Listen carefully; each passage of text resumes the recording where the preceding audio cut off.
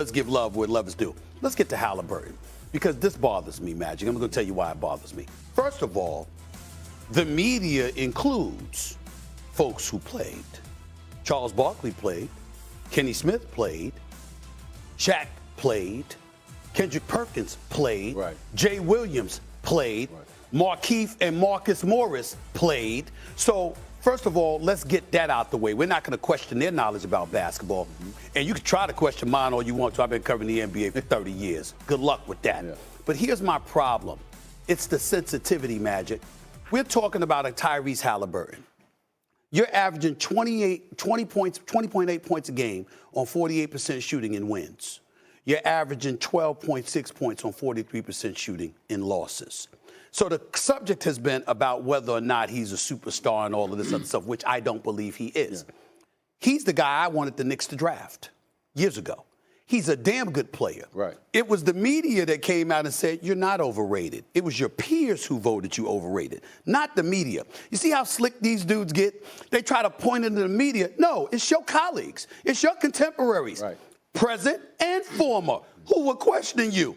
People like myself and others, other than the actual superstar debate, have done nothing but rave about Tyrese Haliburton. So the heightened level of sensitivity that you want to give off, like Magic said, focus on the damn finals. You ain't win it yet. You still got two to go.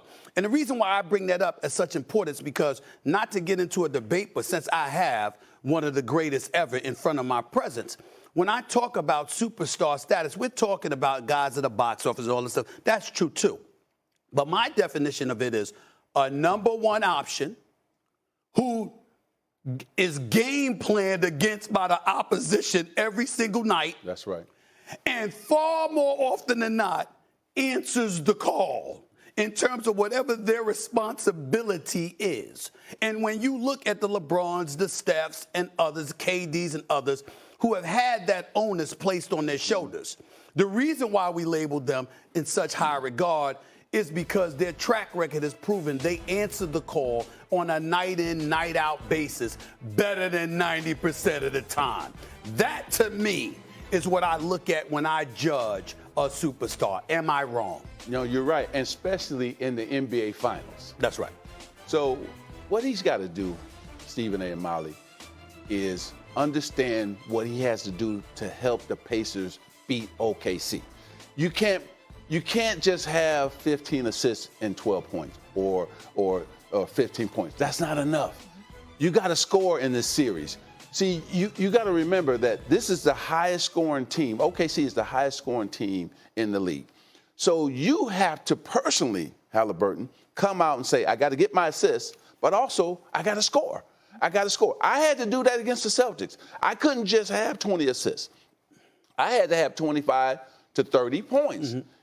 For us to beat them, and I was able to do that. So don't take it personal what people are saying, because the first two games, you said it yourself.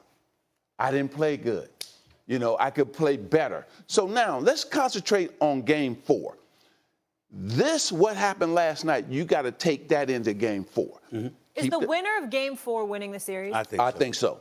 I think so. Because one day in between games sets it up for the Pacers, because OKC still going to be tired. So you run more in Game 4 if I'm the Pacers.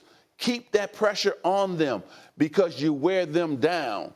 And the last thing he got to understand, if you're not tough mentally, mm-hmm, they're going to eat you up in this league. That's right. So come on, Haliburton, you got to be mentally tougher than that. But you got a great coach. He's coached Jason Kidd. Mm-hmm. He's been around Larry Bird and the Celtics. He played with them. Rick knows what he's doing. Great game plan. Now, we're going to find out a lot about OKC in Game 4. Yes, we are. Yes, we are. And that's where I'm going. But before I go there, here's my question to you, Magic. What about the individual matchup? Like, for example, it's one thing if we're putting this onus on Haliburton because he's the dude, he's the straw that stirs that cup for the Indiana Pacers offense. And let's say, for example, the star for OKC was somebody like a Holmgren or a Hartenstein. That would be different. Right. I'm thinking the dude that's the man for OKC plays your position. Right. Practically same height, same body build. I mean, but SGA was on another level before last night. Right. So that individual matchup, unlike football per se, because the quarterback's going against an opposing defense, he ain't going against the other quarterback, okay? But in basketball, that brother's on the court, your size, your position, giving it to y'all for the first 2 games, and your answer was minimal. My attitude is, how much of a role does that play in his need to elevate? Oh, it plays a big part. You know, I understood Isaiah Thomas was on the other side when we played against the Pistons. But I also, whether we played the same position or not, I understood that Larry Bird was over there with the Celtics. I did not want him to outplay me. Right. Right? So Haliburton's got to look at SGA and say, hey, I want to either I want to be even with him, or I want to beat him in terms of the scoring and the assists and everything. Now, it's going to be important that he don't get caught up into doing something that he can't do, right? That'll hurt his team. I'm talking about Haliburton. Still be the facilitator, but pick and choose when you score, right? And they got great help last night. Big that time. bench outscored and dominated OKC. T.J. McConnell dominated. I mean, T.J. McConnell had minimal points, but he was stealing everything. He was a pest. He impacted the game probably more than anybody. That's right. Because, to your point, the steals, the pace of the play, he was everywhere. That one play he made, they had just scored a layup. OKC inbounds the ball. Caruso. He jumps up and snatched it. And snatches it out the air and gets the layup. That energized the crowd and the team. You brought up OKC. Here's what I will say about OKC. Stephen A., last word on this, though, because I want to get Magic on some other topics. In the first 2 games, their bench showed up. Yeah. They got to show up in game 4, especially since you saw SGA fatigued. It can't be. It's the one game in the postseason where I'm looking at OKC and literally saying to myself, you can't look at SGA and say, come take us there. No. You got to help that brother because he looked tired. Yeah. Before we move on, I'm just curious. You were in the building last night. Do you feel like the momentum has shifted at all, or do you still feel like it's OKC's to lose? No, I think the momentum has shifted. I will tell you, it can easily shift back. OKC wins game 4, going back to OKC for game 5. The momentum is theirs. They lose this game, they lose the series. What Indiana showed me last night is that they ain't losing 3 straight. And you got to win. And Mathurin, I hope I pronounced his Mathurin. He was sensational. Sensational, but also physical. Yes.